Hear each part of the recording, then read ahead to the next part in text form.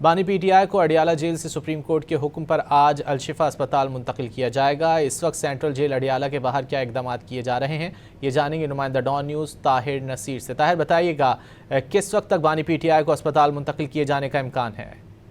जी बिल्कुल देखिए, supreme court के हुक्म पर बानी पीटीआई को आज सेंट्रल जेल अडियाला से अलशिफा अस्पताल मुंतकिल करने का हुक्मनामा जारी हुआ है, जिसके बाद जेल के इतराफ में सिक्योरिटी के इंतहाई सख्त इकदाम किए गए, क्योंकि आज मंगल है और हर मंगल और जुमरात को बानी पीटीआई से मुलाकात का दिन भी मुकर्रर है। ताहम आज सुप्रीम कोर्ट में जो दरख्वास्त दायर की गई थी, उस दरख्वास्त के बाद अदालत उस्मा की जानिब से हुक्मनामा जारी किया गया है कि बानी पीटीआई को आज शाम तक जो है अलशिफा अस्पताल मुंतकिल किया जाए। इस दौरान सेंट्रल जेल अडियाला के तरफ में सिक्योरिटी के इंतहाई सख्त इकदाम किए गए हैं।